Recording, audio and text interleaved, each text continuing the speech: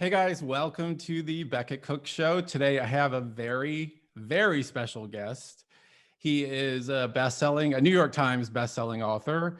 And I happen to have a few of his books in my bookcase, which I've read. And Martin Luther, of course, book on miracles. And no one can forget Bonhoeffer, which was basically required reading, especially after he gave a speech at the National Prayer Breakfast in 2012. He's also the host of the Eric Metaxas Show and Socrates in the City.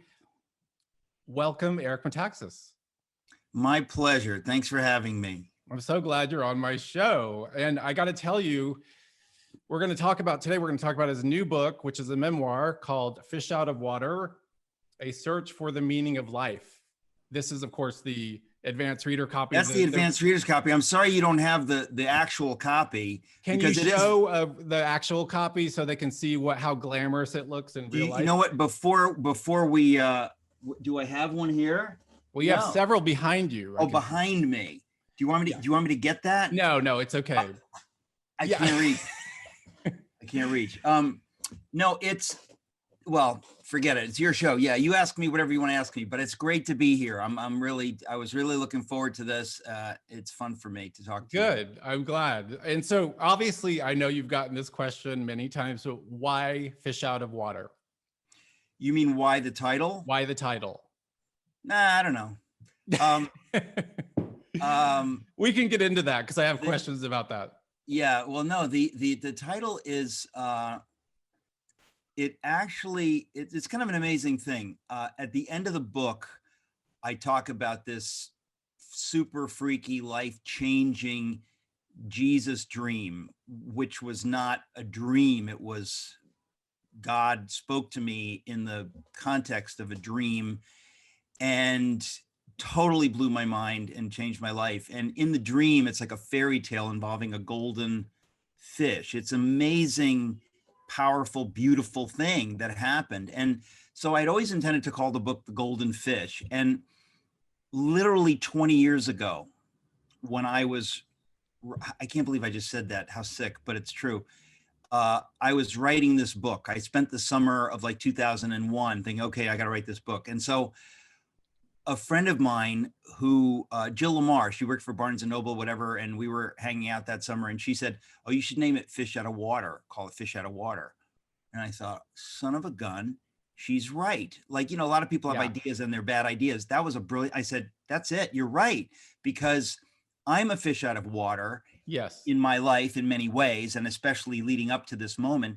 And then at the end of the dream, Jesus is the fish out of water. And the way it kind of comes together is truly nuts. It's amazing. Even the theology fits.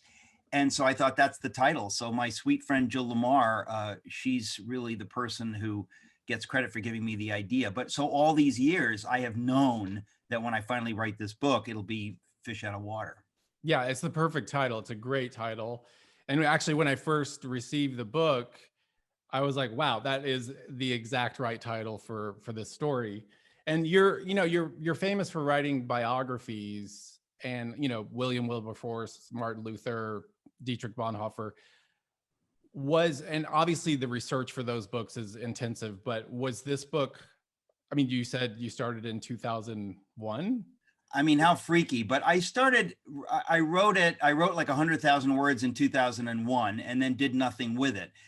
I never do nothing with my writing, but that was just a weird case. And eventually I knew I'd have to go back. And so I used some of what I wrote back then, but mostly it's, I just knew I wanted to tell the stories of my life. There are all these stories, and some of them are funny. A lot of them are insane, funny, nuts, and some of them are moving. And I just had all these stories I wanted to tell.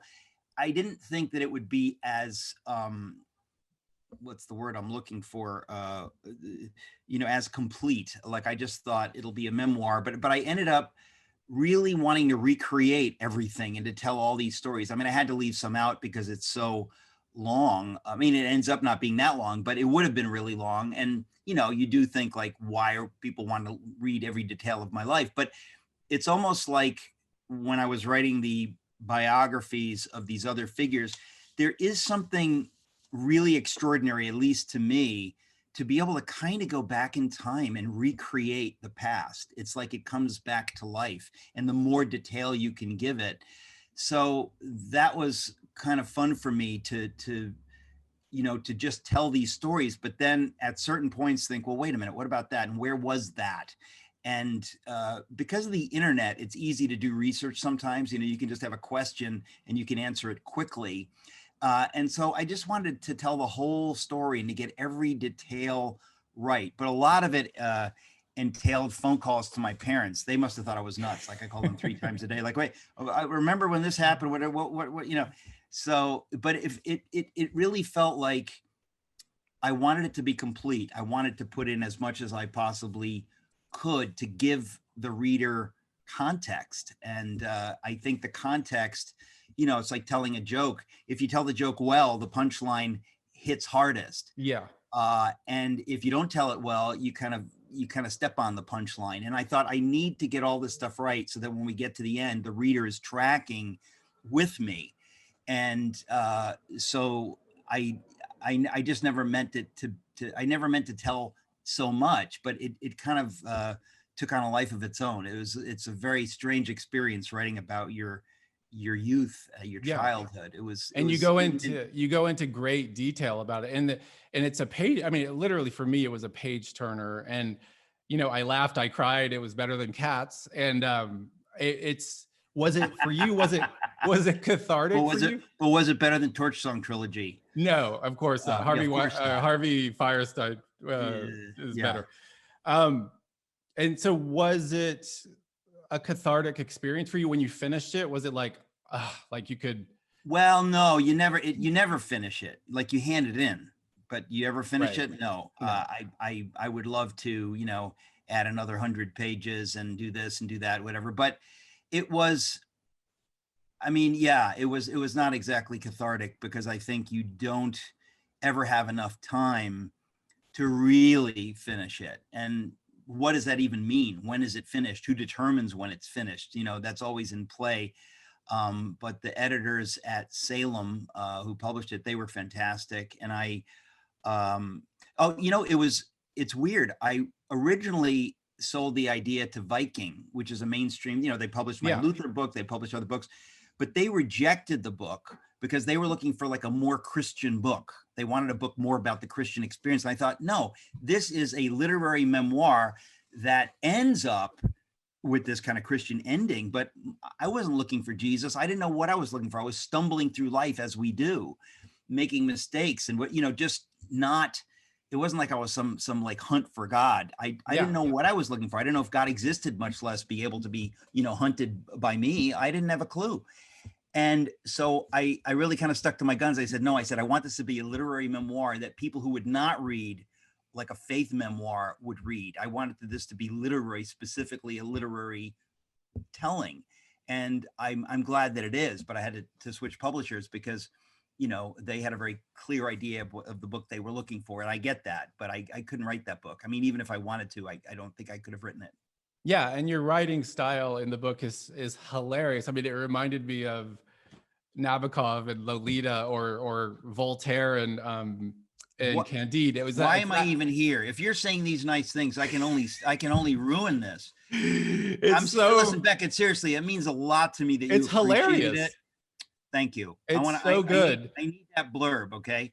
Thank you. It's so good. And then of course the climax of the book is brilliant. And I mean, I urge everyone to go out. Well, actually just go to your computer and buy it right now. But I just want to talk to you a little bit about your past. So you were born in Astoria, Queens. You moved, I think, when you were 2 to Danbury, Connecticut. No. I was I was born in Queens. We moved to Jackson Heights, which is another part of Queens. Oh, right. And I went to the Greek Orthodox parochial school in Corona, Queens. So totally immersed in that world, and immersed in the world of so many New Yorkers have that immigrant background. And so all of our friends are Greek and, and a few German friends, my mother's friends. But it was only when just before I was 9 that we moved to the country, to Danbury, Right. Connecticut. And that was like a dream, like, oh my gosh, the country, we're going to the country. And so, yeah, we got a house in Danbury, Connecticut. And that's where I grew up. And that's middle America. I mean, it's absolutely smack dab in the middle of the country in terms of everything about it. It just was a very normal working class, middle class upbringing in, an American town. So And you say you grew up, in the Greek Orthodox Church, and you mentioned in the book that you and your family, I guess, never really took God seriously, but you weren't atheists. So, well, right. But I think a lot of people are like that. Like, I think a lot of people, I mean, the classic example is Catholics, right? Like, we go to church. Well, what do you really believe? I don't know. You know, do you believe sex outside of marriage is okay? Well, I don't know. Like, I know we're not supposed to, but like, nobody really knows what they make of it unless you're very serious. But a lot of people aren't. It's a cultural thing. So you kind of know, I'm supposed to be a good person, supposed to study hard, get a good job, like, that's not different from what anybody knows. But I think a lot of times the experience that people have in church is cultural and not what it ought to be. And that's the experience growing up in the Greek community. It's a wonderful community, and I love these people. But we went through all these different priests, and if you read the book, I mean, that alone is insane. The whole crazy priest story and whatever. Yeah. And so I think people will find it entertaining, and I'm thrilled you found it hilarious. But it is hilarious, and it's tragic at the same time. But when I went to college, which is Yale University, the dream of the working class immigrants to go to send their son to Yale University. But then I quickly bumped into the world of the cultural elites. Like, they don't really take God seriously at all. And did I have the faith or the sense of what I believed to go into that environment and say, well, this is what I believe? No, I didn't know what I believed. I was, my finger was in the wind. Like, what do my friends think? And and so that's when you realize, do you believe, when you're surrounded by people who don't believe it or are hostile to it? And that's when I, sort of lost my way. And it wasn't like I became some big sinner, but I just didn't know what I believed. And so I drifted. It wasn't until, I was about 24, I moved back in with my parents. That's my standard joke. If you graduate college with an English degree and you kind of float and flounder around, you will move back in with your parents. It's like a Euclidean theorem. You must do that. Yes. And I did. And if your parents are European immigrants, working class European immigrants, they're going to eat you alive. Like, what do you mean you're here and you don't know what you're doing? Like, we worked hard jobs so that you could go to Yale, and you're back here and you're lost. And, and my college friends, their parents would be like, oh, Eric's finding himself. He wants to be a writer. And my parents would be like, you should find yourself a job and get out. So it was kind of a harsh time, but it was in the pain of that year that God was able to kind of track me down. And I'm very grateful. That's putting it mildly. Yes, we're all grateful for that. And there was a turning point. Well, there was many turning points, but the first turning point for you was a Russian Orthodox priest who was teaching at a youth Christian youth camp. Yeah. Well, the whole thing's funny. I mean, first of all, the book is nothing but turning points. 100%. But I always joke around, and I know I say all this in the book, but the Greek community is funny because Greeks are really proud to be Greek, as they should be, but it becomes comical because they don't, to them, a lot of them, being Greek is their hobby and their religion. Like, they're all in. And so the Greeks never venture outside of the Greek community. So the fact that the youth group in the church was sent for a Saturday, like, afternoon or whatever it was, to a Russian Orthodox church in Danbury, Connecticut, which is by the college there, I thought, what's going on? Like, Greeks they're not going to trust us with the Russians. Like, that's not going to happen. But they did. I don't know how that happened. And the Russian Orthodox priest was an American who clearly had, he was born again. He believed in this stuff. So he has these 11, 12, 13-year-olds, and he talks to us about Jesus and what happened on the cross and his sacrifice for us and his love for us. We'd never heard this. Like, we'd heard it sort of, but never really heard it. And he told us to pray and to thank Jesus for what he did and whatever. And we were all like, yeah, we get it. I mean, we're not going to argue. We believe this stuff. We just never got it delivered to us clearly. And it was very moving for me. It was very real. And then two kids, I'm still friends with them. We're not kids anymore, but I remember they both, this is no joke, independently had visions of Jesus while we were doing this prayer time. Wow. And these are not guys to blow smoke. And they literally don't remember this today. This is like 40 something, 5 years later. But I remember distinctly one of them saying, like, I got to tell you what happened. Like, listen, when we were doing this prayer thing, like, this man in white, and it was Jesus. And that was my buddy, Dino Kalitsas. And my other buddy, Adam Forchiota, said, the same thing happened to me. And he starts talking about it. And I remember standing there thinking, I don't know why it didn't happen to me, but I know they're not lying. Like, this is, this happened. And so from that point on, I had kind of like a private faith because there was zero discipleship or follow-up in the Greek church, zero. So I, on my own at night, would pray the Lord's Prayer or something, but I hardly knew what I was doing. I had nobody to guide me. So by the time I end up going to Yale, I'm lost. And although before that, when I was in high school, there was a charismatic Catholic community, kind of like the Jesus People thing. And a friend of mine was involved in that. And so I kind of would hang out with them now and again. So I always knew there's something here. I just didn't know exactly what to do about it. It's interesting because we have such kind of parallel stories, because my parents were Catholics, and in the 70s, they were part of the Catholic charismatic movement. And we went literally to the community, and it was called the Christian Community of God's Delight in Dallas, Texas. And it's interesting because during that period, I could see that these people were for real. Like that they were really believing what they were. That's exactly what my feeling was. And the name of the community in Danbury, Connecticut was The Community. Yeah. Which I think I put in my book. Yeah. And it was ecumenical, which is what that whole movement was. It was the Jesus People. So, Catholic charismatics, evangelical charismatics, whatever it was.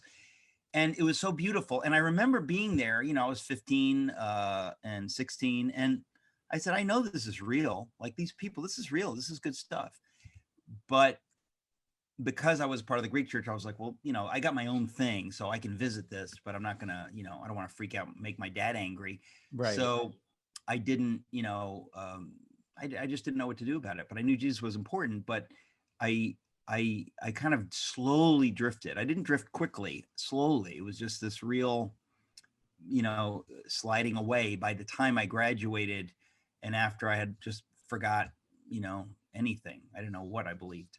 But then you talk about, I think when you were you were a senior in high school, you went into your parents' bedroom and found a New Testament, and you started reading that. What compelled you to do that? Yeah, well, that's, nothing compelled me. It was just like, what's this? Because we didn't read the Bible, like Greek Orthodox people, Catholics, they tend not to read. They go to church and, but I find this New Testament, it's Good News for Modern Man, which I guess was popular like in the 70s. And it was very, it was a translation that was extremely user-friendly. And it had these little spot illustrations. And I was reading it, and it just kind of got to me. Like, I don't remember what I was thinking, except that, hey, like, this is interesting. What is this? What is this? And I was just reading it.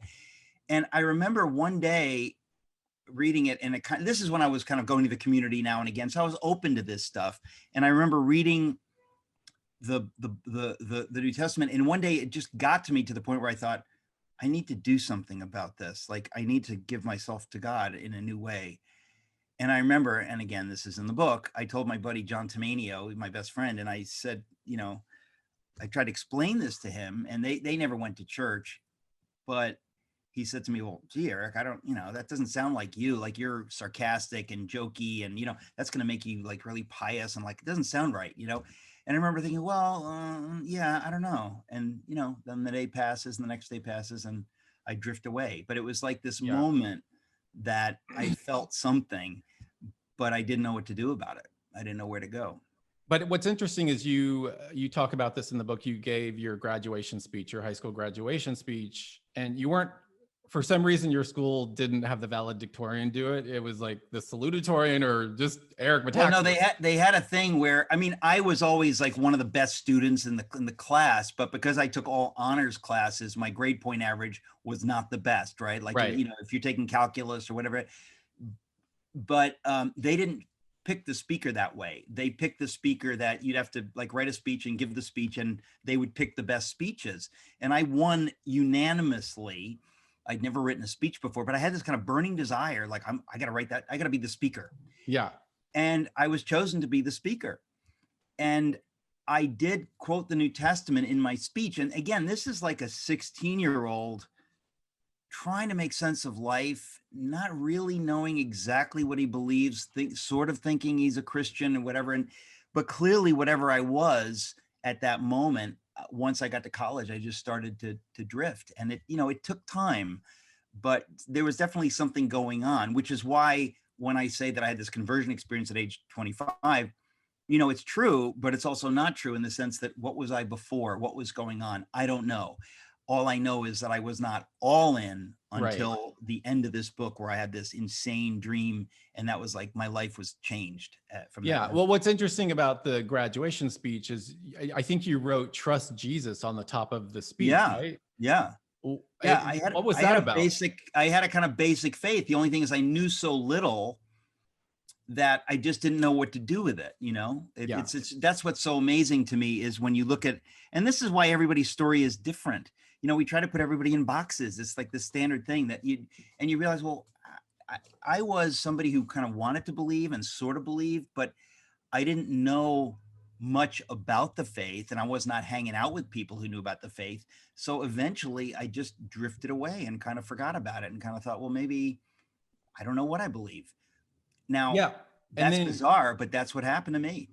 And you say when you got to Yale, you basically it was like this kind of this environment, this atmosphere where you were encouraged to embrace the meaninglessness of life. Well, right? Exactly. And it's not like it was overt, but all my friends were kind of like left wing, literary artsy people.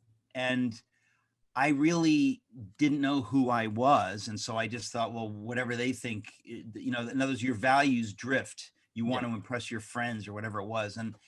And I was, I remember I did go to the Christian group on campus. Like my first couple of semesters, I was at Trinity College in Hartford, and then I transferred. But I went to the Christian group on campus. They had like a Friday night thing, and I would go. And I'm amazed that I did that, but I would go and I would not do anything about it. Like I would go and I didn't make friends with anybody. It was just like this thing. So when I went to Yale, I went to a couple of these meetings, and then at some point decided I'm done. Like I'm going to hang with the cool people. I'm not going to do that weird Christian thing anymore.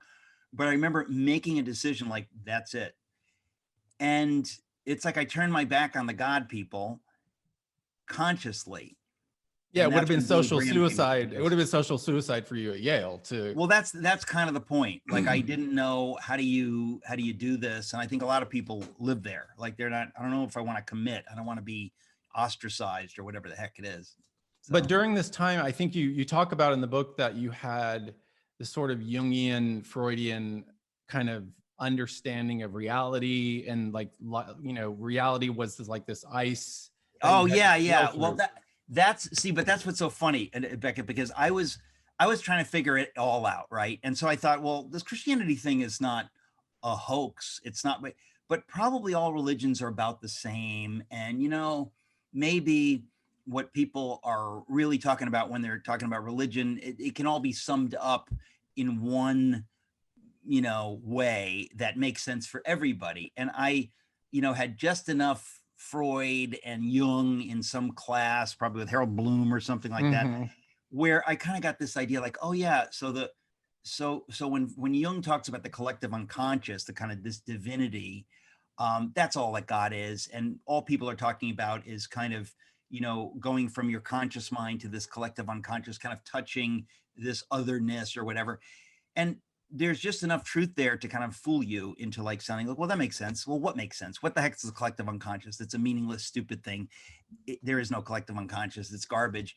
And what it does, though, it just sounds enough like God that you go, oh, okay, it's divinity, you know, and it's not Jesus. That's not the God of the Bible. It's like this kind of new age energy force.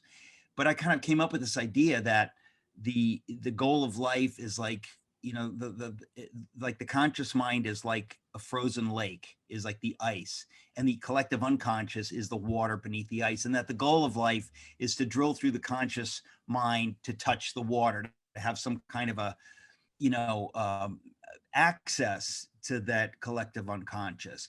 And so on some level there's a truth there. But Right. what are you accessing? You're accessing inert water. You're touching what? Who cares? What is that?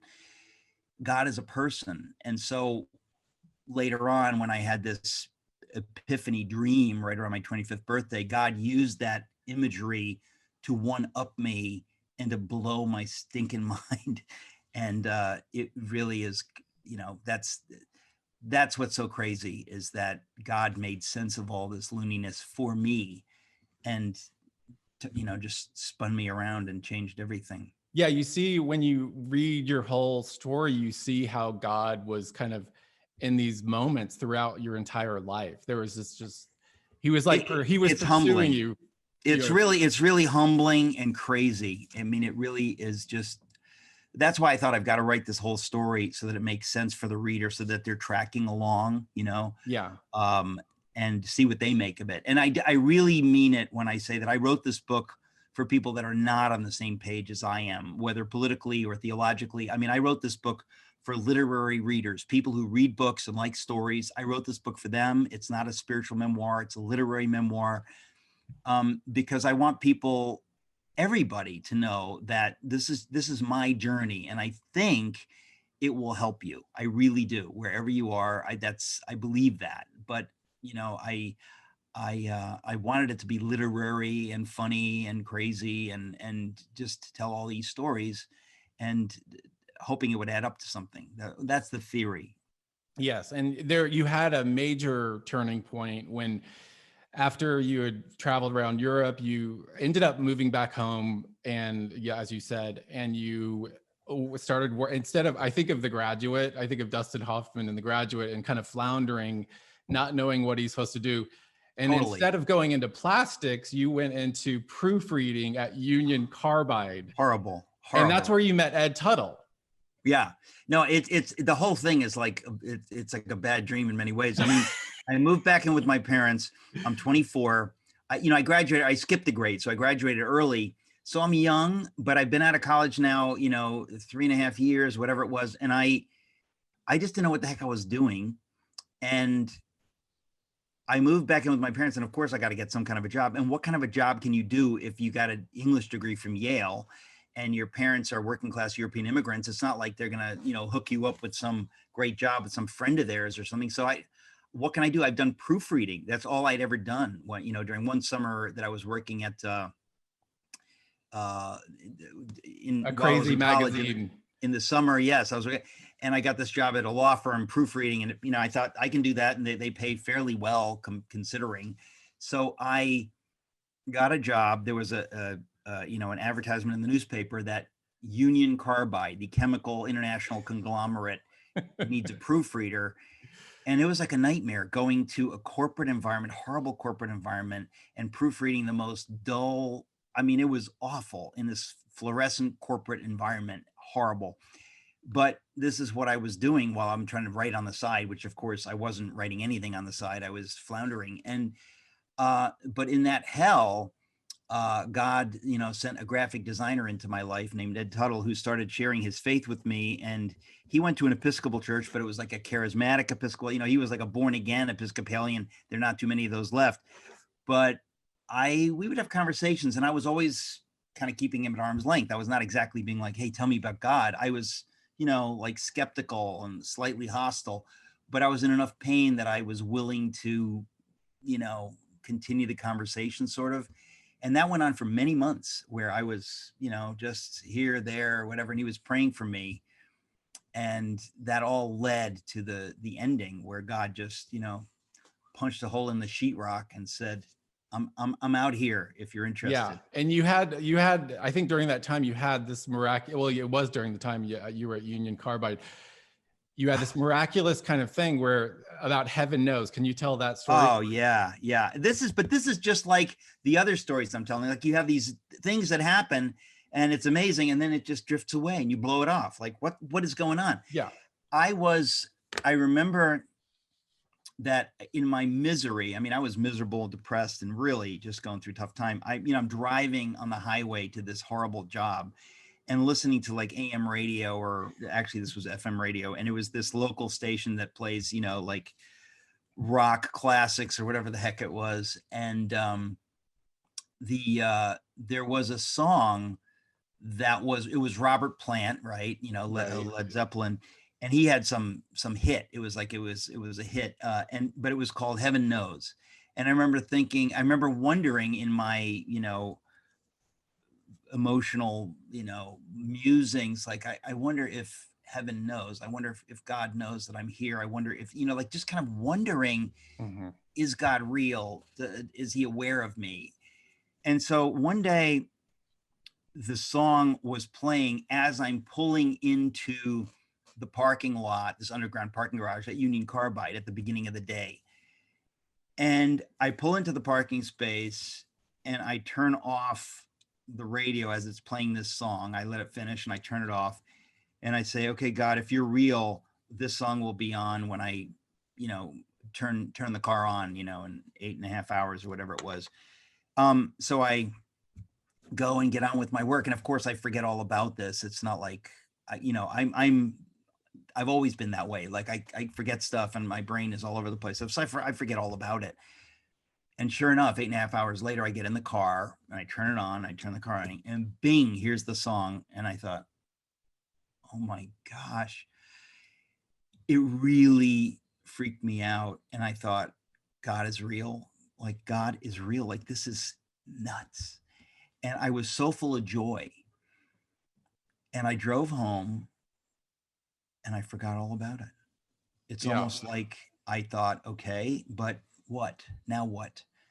And, 2 months later, I was still searching for the meaning of life. Like that didn't settle things for me, even though it kind of blew my mind at the moment. It was not enough for me to take some step. But in the book, you'd say that there was this moment you went from unbelief to belief, and it was when your friend Ed, your uncle, had a stroke and he was in a coma, and your friend Ed said he was going to pray for him and have his friends pray for him, and it really, that blew your mind. Yes, that was a few months later. My uncle, it was a really horrible thing. My cousin was getting married. And like the day before, my mother calls me and says that your uncle had a stroke. He's in the hospital. I thought, what? Like the wedding is tomorrow. And what? So it was this like really sad wedding because everybody's there except my uncle, whose only son this was. And it was really a strange thing. And so I remember telling my friend Ed about my uncle and this whole thing. And he had people in his church praying for my uncle. And I was just so moved. I thought, really? Like strangers are praying for my uncle. And then one day, like maybe the next day, or he says, would you like, we can get together and let's pray for your uncle. And I was like, yeah. So we go into this conference room and we sit down and he starts praying. And I'd never done this before, right? Where, you close your eyes and he's praying. And I thought, okay. And while he's praying, something happened. It wasn't really a mystical experience, but it was close to it. Like I just felt like this is real. Like God is listening right now. Like this is, the way I put it is it's like a window opened and a breeze of heaven came through and you just knew this is real. And when I opened my eyes at the end of the prayer, I was like, that was interesting. That was something happened there. And because my uncle's life was at stake, it kind of invested me in, okay, I'm going to pray for my uncle. And so that week I was praying. My uncle died, but I didn't get angry at God or whatever. I just assumed that, God's ways are not our ways. But suddenly something happened to me where I was willing to believe. And at the funeral, I remember somehow it was real to me. It had meaning for me. There's something was happening. And it was some days after that that I had this dream, and that was game over. That was, you know, that was the killer. That it was over Right. after that. And then, of course, the climax of the book is your dream about the golden fish, and we won't get into that because it's such a beautiful story, and I want people to get the book and read it. But you said in the book after your conversion, which is, I love this line. It was like you say, it was like going to sleep single and waking up married. Yeah, I've said that a lot of times, and it always gets a good laugh. And I think, well, that I don't know where I came up with that, but that's exactly what it was. I mean, I couldn't have dreamt going to sleep that this could happen. I didn't know it was possible to know God, like really. And it happens to me in this dream, and I wake up and it's like, that's it. I know there's no going back. I know it's real. He's real. Jesus is real, and the Bible's true. And now the rest of my life is figuring that out and trying to walk in that. But it was just like, boom, settled. Yeah. So I can't say exactly what happened, except that I do know that the Holy Spirit spoke to me in a dream, and it changed me forever. And I'm the kind of person that kind of needed that, I think, because I am so all over the place. And so that was like, boom. And it really did. It just changed everything. And the dream is so beautiful that I realized this is God. Nobody could invent this. This is the most beautiful, you know, it was God speaking to me, like in what I call the secret vocabulary of my heart, that it wouldn't have made sense to anybody, but it made perfect sense to me because I knew the details. And if you read the book, you'll know the details when you get to that point. But the idea is that God wants to speak to everybody in that way, that we need to know that he knows us better than we know ourselves, infinitely better. And that's what I took away from that dream. I felt like, oh my goodness, only God could speak that way. He knows me better than I know myself, and he knows what I need, and he knows how to talk to me, and he loves me. I mean, everybody needs to hear that because it's true. And so yeah, so I thought, you know, I'll end the book there, and I'll write another book that kind of takes from that point on, which is all these miracles and all, you know, that's kind of what happened to me after, which is I also think very interesting. But I just wanted this to be a memoir of my early years and how I got to that point. Yeah. So two more questions. What did your friends from Yale think about you when you told them you were a Christian now? What was their reaction? You know, it was not good. It was not, let me put it this way. It was not good. Yeah. They just think like, okay, you've lost it. You know, you're nuts. And now you must be some right wing, like jerk fascist. And that's how simplistic, you know, the world is in which we live, where that's how people think. They think, well, what's your view on this issue? What's your view on that issue? So, and, you know, so like you think of like being gay is bad. Like, what do you think? And it's like, no, it's worse than that. I think that any sex outside of marriage, is not God's will. So it's like we're all messed up sexually in every way. And so it's, you know, this is not some political decision I've made. This is about giving my life over to God. And it's a challenging thing because people are going to look at you like, well, you know, but you have to say, like, even though I care what people think of me, if I know God, we're talking God who invented these people and who makes the electrons in the atoms in their body go around the nuclei, that's kind of a big deal. And I have to worry about what he wants for me. And if I care about my friends, that's what I will worry about. I won't worry about whether they like it or not. And when I was really twisting in the wind and in my misery, none of these friends had any advice for me or any, you know, they didn't really believe that life had any particular meaning, or that, you know, the brightest people just don't think about that, you know. And I really was not able to care too much. I mean, I tried to be friends with them, and to this day, if they're willing to be my friend, I want to be their friend. And in fact, I dedicated the book to Cheris Khan, this friend of mine who was she didn't go to Yale, but she was just a brilliant literary character, very politically liberal, very, Brooklyn, was an editor of Harper's magazine for 20 years.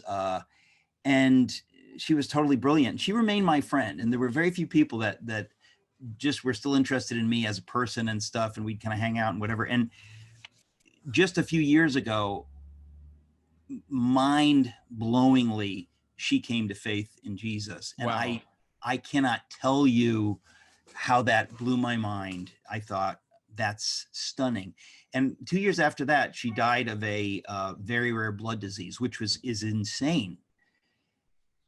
But I just thought, after I wrote the book, my wife Suzanne was, who did you write this book for? And I thought, I don't know, like, it's such a strange melange of stories and crazy stuff. But then eventually one day I just thought, I know exactly who I wrote it for. I wrote it for Charis. Like, there's no doubt that Wow. I got to dedicate this book to her. So I dedicate it to my parents and to her, because she is the kind of person I'm hoping to reach with this book, a bright reader who is open-minded and looking for truth, suspicious of people who have found truth, but nonetheless willing to listen. And I was, there's no doubt, in the end, I just thought this book is totally for her. So, and for people like her who, they're not going to read a Christian book, but they may read a literary memoir. So. And your parents ended up coming to Christ, right? Is that true? Yeah. I mean, my parents, it's a weird thing, because at first my dad was really hostile. It's like, what do you mean you've become a Christian? Like, what do you think we were doing every Sunday? Were we taking you to a mosque or to what do you think? And I think that it's a classic case of, it's this misunderstanding. And it took years for him to see my life. And it was probably about maybe 10 years ago, or a little more, but that something happened in my dad's life. You could just see that he got it. And nothing, could bless me more. And, it's not like he's reading the Bible or he's going to some evangelical church, but he gets it. And he has that basic faith. And my grandmother had that too. She didn't go to church, but she knew Jesus. It was a crazy thing. And I think that, that people need to understand that it's not about church attendance. It's not about, can you fill out this form and tell me all the details of theologically? It's about a personal relationship with God. And my dad, has that. And I think my mother does. And it's just kind of, but it's literally taken, 3 decades of loving them and whatever. So I'm very happy that I get to say something like that, because, it wasn't always thus. And it wasn't always us. Well, let's leave it there, because I really, guys, I recommend you get this book, Fish Out of Water. It's amazing. And it's not only it's edifying, I think it'll be very edifying to Christians and believers. But as you were saying, Eric, I think it will be very fascinating for a non-believer to see the minute details of how someone goes from unbelief to belief, because it's really, you do a really great job. Well, it thrills me that you think that, Becket. Seriously, because I do think that it is in all those details. They sort of pile up, and it amounts to something. And I really do think that people who believe the way I do will enjoy it. But I really do think that I wanted to write a book that you could give to people who are not where we are, and that they would actually enjoy reading it, and that it would help them, because I feel like there aren't a lot of books like that. And I really thought that I need to do that. I need to do that for people like my friend Charis, who, what is she supposed to read? What is she, like, I think that there's been a dearth of that kind of stuff. I try to do that in my biographies to some extent too, that you don't have to be Christian to read it. So I do hope that it finds its way into the hands of people who are just, a little bit open. That's all I would ask. Yes. So guys, go to where Amazon, Barnes and Noble, wherever fine books are sold, and get this book. And Eric, I love your boldness. I love what all the things that you do. And I love your zeal for the Lord. I love just how evangelistic you are. So keep doing what you're doing. And thank you so much for being on my show. Well, if you like what I'm doing, I'm extra happy, because I love you, Becket. I love what you're doing. And so thank you so much. Thank you.